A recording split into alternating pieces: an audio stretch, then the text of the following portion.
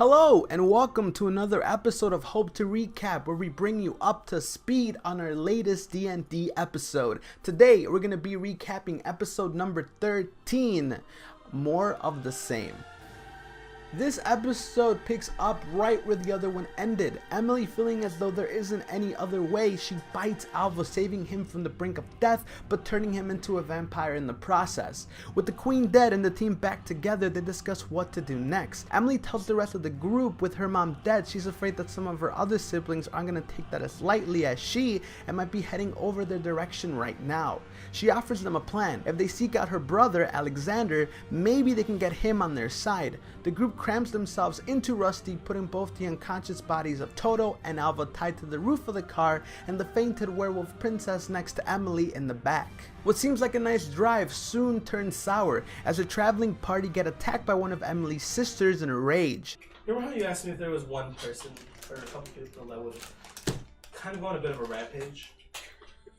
Regrettably, yes. You rolled this. The second youngest sister would be definitely one of them. Okay. And she's known for her ability to manipulate the storms and the weather according to her emotions. With her are three vampire spawns who manage to tip over the car onto its side. The team manages to pick off the spawn one by one, making quick work in battle, but the tables turn rather quickly as Emily's sister summons a tornado, lifting everyone but a few 80 feet above the ground. Being close to death already, Toto and Alva get hit again and again by some debris inside this tornado. The group, now in a panic, fear they might lose two of their members in battle, but Roland, in a leap of faith, manages to shoot an arrow through the tornado, hitting the evil sister and killing her. As both Toto and Alva's unconscious bodies fall to the ground, Shen just manages to save Alva as Toto hits the ground hard. Luckily, Toto's body didn't get crushed by a falling Rusty. Now in terrible shape, the group manages to travel back to the caved-in tower and rests, awaiting for Alva, Toto, and the werewolf princess to awake. One by one, the group comes to consciousness, and finally Toto and Alva wake up too. Toto, embracing how different it feels to come back as a vampire, immediately goes to hunt for food, coming back with a baby deer. Alva wakes up and definitely handles the thirst for blood differently, asking Emily to help him get used to his new vampiric skills and body. Last one to wake up is the werewolf princess, whose name is Katla. Apparently forgetting who everyone was already, she turns into her werewolf form in a fright. The group manages to calm her down, and Alva confesses to her that he was responsible for the recent events. She's like, you killed my guards. You kind of deserve they raised that me. Yes. Oh, they were like family to me. Yo. And on top of that, you ruined. I can't go back home anymore. What? What? Why This is not? why- I'm a vampire now. This is why I want to help. It was always You've fun. ruined my life. You know that, right? You have. I You've agree. taken me from my kingdom, from my family, and from the people that raised me. What have you to say for yourself? Alva tells her he will accept any punishment she sees fit, even death, but tries to convince her to let him do right by her by helping these two kingdoms out. The group tells her about how the past was rewritten by the evil vampire queen and how she and Emily are sisters. In this belief, she trusts the group enough to join them on their journey to hopefully bring back peace to her people. Now arriving at the front where Emily's brother is, the group gets a not so welcoming greeting. Being surrounded by an onslaught of guards, Emily's brother finally shows himself. As expected, he's angry at Emily for the death of their mom, but Emily pleads that it was the right thing to do. Alva speaks up and tells him the secret his mother was keeping, and how if both kingdoms work together they can be peaceful again and the bloodshed can stop. After staying quiet for a few seconds, he asks who it was that killed the queen, and Alva comes clean admitting to it.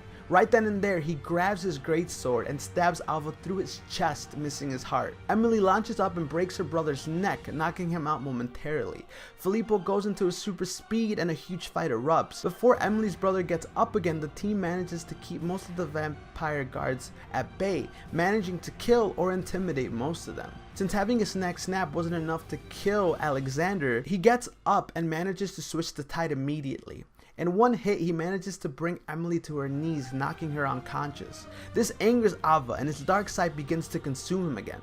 Alva confronts Emily's brother in anger, but luckily Toto, now being able to mimic Emily's voice, speaks up, telling Alva to stop. Alva, convinced it was Emily speaking to him, restrains his emotions, and in a single swoop manages to turn the tide again by out-strengthening Emily's brother and slamming him into the ground. The guards and all, now seeing their leader plummet to the ground, begin to get pushed back by the team. It's in this moment where Toto and Shen make a quick plan to draw a teleportation circle around Alexander, teleporting him to the werewolf kingdom of Fenris. In a last-ditch effort, Emily's brother manages to escape Alva's grasp by phasing and going for a strike at Shen and Katla. Filippo, using his super speed, intersects the blow, giving Shen the time he needed to draw the circle around him and teleport him out. And Shen, as his attack is going at you, Filippo dives in the way. and you see He fell on his back. as the sword penetrates the side of Filippo, right in the weak spot of the shell where you. Oh, what the frick? And Filippo's on the floor like that. Alright, I'll Your run body up. just naturally kind of curls back into the shell. Use a spell slot, motherfucker! Yeah, just do it! I Alright. died for you! And then I'll run up closer, get up to Filippo. Deuces. He vanished from the floor. With a huge sigh of relief and only a few guards left, the group feels accomplished, but things were not over. A pack of wolves emerged from the distance with a loud howl. Katla walks to their side, feeling ashamed and disappointed. The pack, now overlooking the group, glances at the party almost as if asking for something. One by one, each member kills the remaining vampires, pleasing the pack of wolves and their leader. And that's everything that happened in episode 13, More of the Same. Thank you so much for watching. I hope that you enjoyed. We apologize here for the 1 week that we missed in streaming. We broke our streak. It's just that it was flu season here where we are, and most of us got sick and we weren't able to make it. But hopefully we don't miss another one for a very, very long time. You can always catch us live on twitch.tv/HopeToDice. Thank you very much. We're Hope to Dice, and we hope to see you again soon.